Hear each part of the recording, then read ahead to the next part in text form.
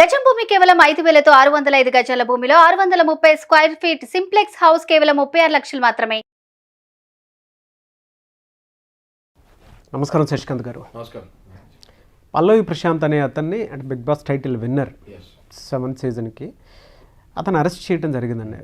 14 days remand కూడా తీసుకోవటం జరిగింది.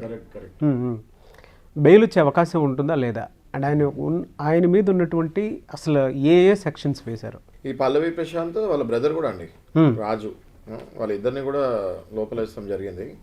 నిన్న ఈవినింగ్ అరెస్ట్ చేస్తాం. నిన్న నైటే మాడిపల్లిలో జడ్జి గారి నివాసం దగ్గర తీసుకెళ్ళి ఆయన పర్మిషన్ తోటి లోపల వేస్తాం జరిగింది.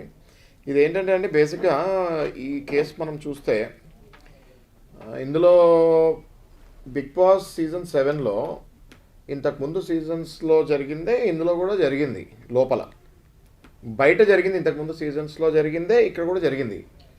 కొంచెం డిఫరెన్స్ జరిగింది. దానివల్ల ఇది పబ్లిక్ మీదకి వెళ్ళిపోయి బస్ అద్దాలు ఈ జనాల మీద పడతాము, అక్కడ చేంజ్ వచ్చింది. మిగతా అంతా as it is Bigg Boss season 1 నుంచి 6 వరకు జరిగింది. మిగతాదంతా యాజ్ ఇట్ ఈజ్ ఇంత ఇప్పుడు ఎలా జనాలు ఆదరించారో అప్పుడు కూడా జనాలు అలా ఆదరించారు. ఈ ఒక్క లాస్ట్ 10% మాత్రం గడబడి జరిగింది, రైట్? సో ఇందులో సెక్షన్స్ మనం చూసుకుంటే అసలు ఫస్ట్ సెక్షన్స్ గురించి మాట్లాడుకుందాము. నాగరాజ్ గారు, ఈ మధ్యకాలంలో మనము legal awareness thanks to you and Suman TV, ఈ మధ్యకాలంలో మనము ఈ లీగల్ కంటిన్యూగా చేస్తాం వల్ల చట్టాల మీద అవగాహన కలగాలి, అవసరం కూడాను. చూసారా, ఇవాళ ఈ ఇన్సిడెంట్ జరిగింది కాబట్టి ఇన్సిడెంట్ నుంచి చాలా మందికి ఒక ఇన్ఫర్మేషన్ ఉంటుంది.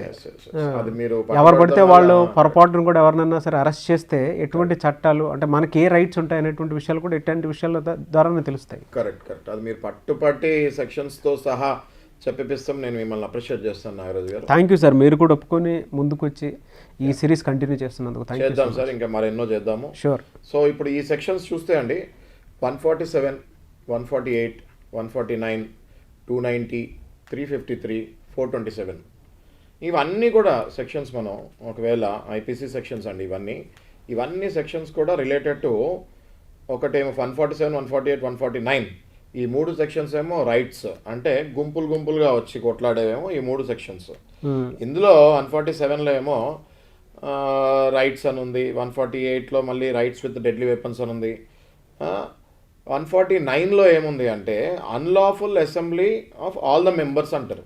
అంటే అందులో ఉన్న మెంబర్స్ అందరికీ అది అప్లికబుల్ అవుతుంది, రైట్? నేను మళ్ళీ ఈ సెక్షన్కి వస్తాను. ఈ 290, 353 ఇవన్నీ పబ్లిక్ న్యూసెన్స్ కిందకు వస్తుంది. ఓకే, ఈ ఇంకోటి ఏంటంటే 427. ఓకే, సో ఇందులో ఏంటి అంటే బేసిక్గా ఈ 3 సెక్షన్స్ ఏంటంటే పబ్లిక్ న్యూసెన్స్ మరియు పబ్లిక్ సర్వెంట్స్, అంటే పోలీస్. ఇక్కడ పబ్లిక్ సర్వెంట్ ఎవరు? పోలీసే కదా. ఈ పోలీస్ మీద కూడా వెనక్కి తిరగటం జరిగింది కాబట్టి ఈ సెక్షన్స్ వేశారు. 6 సెక్షన్లు, 7 సెక్షన్లు ఇవన్నీ కూడా సీరియస్ సెక్షన్సే.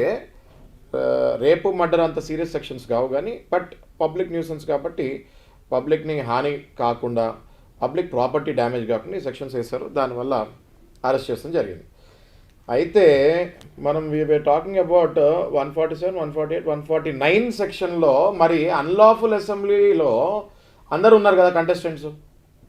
పల్లవి ప్రశాంత్ ఉన్నాడు, అమర్దీప్ ఉన్నాడు, ఆ తర్వాత 3-4 లేడీ కంటెస్టెంట్స్ కూడా ఉన్నారు. ఆ రోజు ఎప్పుడైతే వీళ్ళు మెయిన్ గేట్ నుంచి బయటకు వచ్చారో అందరికీ కూడా వెనక గేట్ నుంచి వెళ్ళమని చెప్తాం జరిగింది. ఒక పల్లవి ప్రశాంత్కే ముందు గేట్ నుంచి వెళ్ళకండి, వెనకాల గేట్ నుంచి వెళ్ళండి అని చెప్తాం కాదు. All the contestants were told, that is from clearly information from the police only. Okay, police ఏం చెప్తాం జరిగిందంటే మీరు అందరూ కూడా ఇటు జనాలు ఉన్నారు, వాళ్ళకి ఏదో ఇన్ఫర్మేషన్ వచ్చింది, గుడ్లు రాళ్ళు ఏదో ఈ రైవలరీలు ఉన్నారు కదా contestants, obviously that is a common reaction. కాబట్టి పోలీస్కి ఏదో ఇన్ఫర్మేషన్ వచ్చింది కాబట్టి ఇటు నుంచి వద్దండి, వెనకాల గేట్ నుంచి వెళ్ళమని చెప్పారు. అయితే అందరూ మళ్ళీ ఫ్రంట్ గేట్ నుంచి వెళ్ళారు. అందులో మళ్ళీ పల్లవి ప్రశాంత్ కూడా ఉన్నాడు. అయితే మీడియాలో ఏమొస్తాం జరిగింది, ఓన్లీ పల్లవి ప్రశాంతే ఫ్రంట్ గేట్ నుంచి వచ్చాడు అన్నట్టు జరిగింది. అది రాంగ్ అండి. ఓకే, సో పల్లవి ప్రశాంత్ కొద్దో గొప్ప ఆ హైప్లో, ఆ హ్యాపీనెస్లో పోలీసు మీరు ఇక్కడి నుంచి రాకండి, కారులో మాట్లాడటం జరిగింది, కారులో ఇక్కడి నుంచి వెళ్ళిపోండి అంటాము, నేను రైతు బిడ్డని నన్ను ఎలో చేయండి అని అంటాము. ఇట్లాంటివి పల్లవి ప్రశాంత్ కొన్ని వాళ్ళ మాటలు విని వెళ్ళాల్సింది, లా అండ్ ఆర్డర్కి డిస్టర్బెన్స్ కాకుండా. అక్కడ వినలేదు. అందులో చిన్నవి ఉంటాయి, ఆ హ్యాపీనెస్లో, ఆ హైప్లో కొన్ని ఉంటాయి. కానీ అదే పట్టుకొని నువ్వు లా అండ్ ఆర్డర్ని పాడు చేసింది నువ్వు ఒక్కడివే అంటాం తప్పు. నేను ఒప్పుకుంటా, ఏది వీళ్ళు పోలీస్ మాట వినలేదు పల్లవి ప్రశాంత్ అని నేను ఒప్పుకుంటా. కానీ పల్లవి ప్రశాంత్ ఒక్కడే వినలేదా? మిగతా వాళ్ళందరూ విన్నారా? అది కాదు కదా. ఇప్పుడు అక్కడికి వచ్చిన వాళ్ళు కొన్ని లక్ష మంది వచ్చారు, అందరూ పల్లవి ప్రశాంత్ ఫ్యాన్స్ అని ఏమైనా రాసి ఉంటుందో వాళ్ళకి? ఉండదు కదా. ఎట్లా మీరు పల్లవి ప్రశాంత్ ఫ్యాన్సే అంటారు, రైట్? సో ఇక్కడ కొంచెం జాప్యం జరిగింది, కొంచెం పార్షాలిటీ జరిగింది. అమర్దీప్ని కూడా లోపల వేస్తుంటే, వాళ్ళతో పాటు ఇంకో 4 కంటెస్టెంట్స్ కూడా లోపల వేస్తుంటే ఇవాళ ఇంత డిస్కషన్ ఉండేది కాదు మనకి. మొత్తం 6 వేస్తుంటే, ఆ రోజు ఎవరైతే బయటకు వచ్చారు మొత్తం 6 లోపల వేస్తుంటే, అరెస్ట్ చేస్తుంటే, ఈ సెక్షన్స్ మొత్తం 6 మీద పెట్టుంటే ఇంత ఇంత చర్చ కూడా ఉండదు.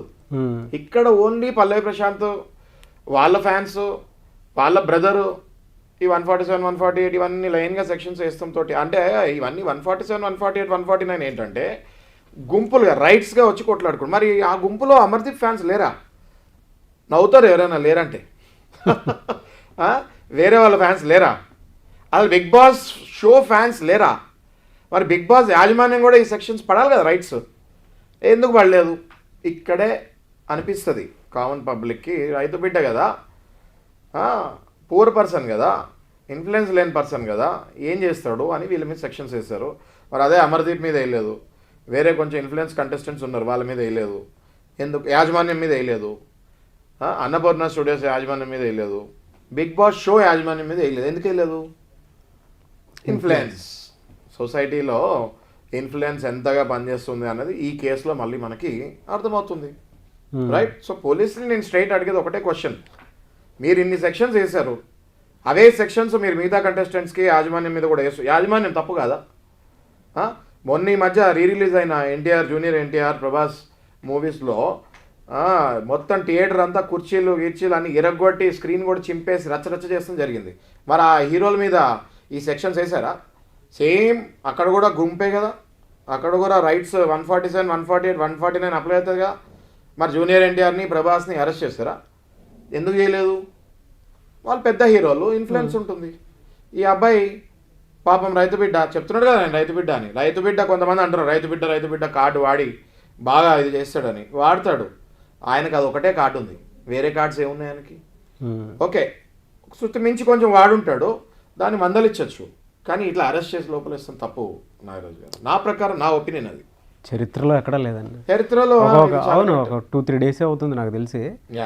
ఒక విన్నర్ని వెరీ నెక్స్ట్ మూమెంట్లోనే జైలుకి తీసుకెళ్ళడం అనేది కరెక్ట్. అదే మీకు ఎగ్జాంపుల్ ఇస్తున్నాం కదా సార్ మీకు నాగరాజు గారు. ఏది ప్రీ రిలీజ్ అయిన movies junior NTR and Prabhas, ఆ థియేటర్లలో కుర్చీలు ఎనగొట్టి స్క్రీన్లు చింపుతాం జరిగింది. మరి వాళ్ళని ఎందుకు చేయలేదు అరెస్ట్? వాళ్ళ మీద ఎందుకు పెట్టలేదు 147, 148, 149? పెద్ద హీరోలు అయితే పెట్టారా? రైతు బిడ్డ అయితే పెడతారా అన్నది క్వశ్చన్ నాది కాదు, పబ్లిక్ వాయిస్. ఓకే, సో ఇది చూస్తున్నాం, చాలా కమెంట్స్ చూస్తున్నాం, దాని మీద చర్చ. As a advocate I have every right to ask that to the police. అవును అవును కదా. సో ఇది నా ఎలా sir? Okay sir, okay sir. అంటే ఈ సెక్షన్స్ అసలు ఏం చెప్తున్నాయి ఒకసారి మళ్ళీ మనం గుర్తు చేసుకుందాము. ఆయనకి అసలు బెయిల్ వచ్చే అవకాశం ఉంటుందా లేదా? బెయిల్ అంటే ఇప్పుడు ఈ సెక్షన్స్ ఏం చెప్తున్నాయని మీరు మళ్ళీ అడుగుతున్నారు కాబట్టి, ఈ 3 సెక్షన్లు 147, 148, 149 ఈ 3 సెక్షన్లు కూడా రైట్స్కి సంబంధించింది. ఎక్కడైతే అన్లాఫుల్ అసెంబ్లీ ఆఫ్ మెంబర్స్ అయ్యి డెడ్లీ వెపన్స్ తోటి రోడ్ల మీద పబ్లిక్ మధ్యలో గొడవలు చేస్తారో ఈ సెక్షన్స్ అన్నీ వాళ్ళ మీద అప్లికబుల్ అవుతాయి. అసలు ఈ సెక్షన్స్ అన్నీ అన్లాఫుల్ అసెంబుల్ అయిన అందరి మెంబర్స్ మీద పడాలి, నాట్ ఓన్లీ పల్లవి ప్రశాంత్. ఇక్కడ పల్లవి ప్రశాంత్ ఏదైనా హేట్ స్పీచ్ ఇచ్చాడా? బయటకు వచ్చి గేట్ నుంచి బయటకు వచ్చి అరే మీరందరూ ఇదా చేయండి అని హేట్ స్పీచ్ ఇచ్చాడా? ఇలే కదా. ఆయన అక్కడికి యాజ్ ఏ విన్నర్ హ్యాపీనెస్తో బయటకు వచ్చాడు. కంట్రోల్ చేయాల్సిన బాధ్యత ఎవరిది? లా అండ్ ఆర్డర్ కంట్రోల్ చేయాల్సిన బాధ్యత ఎవరిది? పోలీస్ది. ఒకవేళ ముందే బిగ్ బాస్కి ఎంత ఫ్యాన్ ఫాలోయింగ్ ఉందో తెలిసినప్పుడు అక్కడ అసలు రానియకుండా పోలీస్ ముందే చేయాల్సింది బందోబస్తు. యాజమాన్యం ముందే లెటర్ ఇవ్వాల్సింది డిపార్ట్మెంట్కి. ఏది అన్నపూర్ణ స్టూడియోస్ కానివ్వండి, బిగ్ బాస్ యాజమాన్యం కాదండి, 2. ఓకే, లెటర్స్ ఇవ్వాల్సింది. పోలీస్ ముందే దీన్ని ఇమాజిన్ చేసి రావాల్సింది. వీళ్ళందరూ రాకుండా పాపం ఈ అబ్బాయి ఇంతకాలం కష్టపడి ఒక సెలబ్రిటీ స్టేజ్కి వచ్చి తెల్లారి జైల్లో పడతామన్నది చాలా అమానుష్యం అండ్ చాలా బాధ తగిన విషయం ఇది. డెఫినెట్గా నా సింపతి అయితే చూపిస్తున్నాను. ఇప్పుడు మీరు సెక్షన్స్ అన్నారు, చాలా కరెక్ట్ పాయింట్ ఇది నాగరాజు గారు. 147, 148, 149, 290, 353, 427, రైట్. ఈ సెక్షన్స్ అన్నీ కూడా బెయిలబుల్ ఉన్నాయి. కానీ ఇప్పుడు ప్రస్తుతానికి ఎందుకు ఈయనని అరెస్ట్ చేసి రిమాండ్కి పంపిస్తాం జరిగింది అంటే, ఈయన బయటే ఉంటే ఇంకేదైనా మాట్లాడి వీళ్ళని ఏమైనా రెచ్చగొట్టి పబ్లిక్ని మళ్ళీ లేకపోతే ఫ్యాన్స్ ఏమైనా రెచ్చగొడతాడేమో అనే భయంతో లోపలేస్తారు. కానీ దీనికి బెయిల్ వచ్చేస్తుంది నాగరాజు గారు, దీనికి వెంటనే కొన్ని రోజుల్లో బెయిల్ వచ్చేస్తుంది. ఓకే, విత్ ఇన్ అవర్స్ తెప్పించుకోవచ్చు. బట్ పోలీసు వాళ్ళు కొంచెం రెస్ట్రిక్ట్ చేస్తారు దీన్ని. ఇలా బయటకు వెళ్తే మళ్ళీ ప్రాబ్లమ్స్ అయ్యే ఛాన్స్, ఎందుకంటే ఇప్పుడు హాట్గా ఉంది కదా. ఈ టైంలో పోలీసు అరెస్ట్ చేస్తాం కరెక్టే లా అండ్ ఆర్డర్ ప్రకారం, కానీ పల్లె ప్రశాంత్ గెలిచి లోపలికి వెళ్తాం అన్నది కరెక్ట్ కాదు. అవును, కాంట్రడిక్టరీ చేస్తే మిగతా contestant మీద రెండు రకాలుగా నేనే ఎందుకు చెప్తున్నా అంటే, ఇప్పుడు ఇప్పుడు చేయి దాటిపోయిందండి. ఓకే, అది ఎప్పుడు చేయాల్సిందో అప్పుడు చేయలేదు, ఇప్పుడు చేయి దాటిపోయింది కాబట్టి ఈ అబ్బాయి పల్లవి ప్రశాంత్ ఏదైనా ఒక్క మాట మాట్లాడినా బగ్గుమంటది అన్నట్టు లోపల తీసుకున్నారు, కానీ బెయిల్ వస్తుంది. సార్ అంటే నిన్న కాక మొన్న టైటిల్ గెలిచినటువంటి ఒక పర్సన్కే అవర్స్ కూడా గడవని పరిస్థితిలో ఒక అతన్ని అంటే అలాంటి వాళ్ళని తీసుకెళ్లి జైల్లో వేస్తున్నారంటే కామన్ మ్యాన్ పరిస్థితి మరీ దారుణంగా ఉంటుంది. తెలిసి మనం ఒక మనిషిని చూస్తున్నాము, అలాంటి రైట్స్ తెలియక చాలా మంది ఇబ్బంది పడిపోయేటువంటి వాళ్ళు ఉంటారు. ఈ ప్రాసెస్ లో మీలాంటి వాళ్ళని కలవాలనుకునేటువంటి వాళ్ళు ఉంటారు. మనలాంటి వాళ్ళని డెఫినెట్ గా స్క్రీన్ పైన డిస్ప్లే నెంబర్ త్రూ కలవచ్చు. అండ్ దీనికి ఇంకోటి నేను చెప్తున్నాను నాగరాజు, ఏదైతే ఇనిషియేషన్ మనం తీసుకున్నామో ఇది రెగ్యులర్ గా మనం చేస్తూ పబ్లిక్ కి సెక్షన్స్ అవేర్నెస్ ఇస్తే అసలు మనలాంటి వాళ్ళని కలవాల్సిన అవసరమే లేదు. ఈ సెక్షన్స్ ఈ ఎపిసోడ్స్ మనం ఏదైతే చేస్తామో ఇది జాగ్రత్తగా గుర్తుపెట్టుకొని పోలీస్ తోటి ఎలా మాట్లాడాలి, అసలు లా అంటే ఏంటి, ఆ సెక్షన్స్ నేర్చుకుంటే కామన్ పబ్లిక్ అసలు వాళ్ళే ఇంటెలిజెంట్ అవుతారు. అవును అవును. అయినా కూడా ఇప్పుడు యాజ్ ఆఫ్ నౌ ఇట్లాంటి ఇష్యూస్ ఏమైనా ఉంటే మీరు అడిగినట్టు ఎవరైనా ఇబ్బందులు ఉంటే సలహాల గురించి డెఫినెట్గా స్క్రీన్ పైన డిస్ప్లే నెంబర్ త్రూ మనల్ని కాంటాక్ట్ అవ్వచ్చు. Okay sir, thank you so much Shashikanth గారు. Thank you.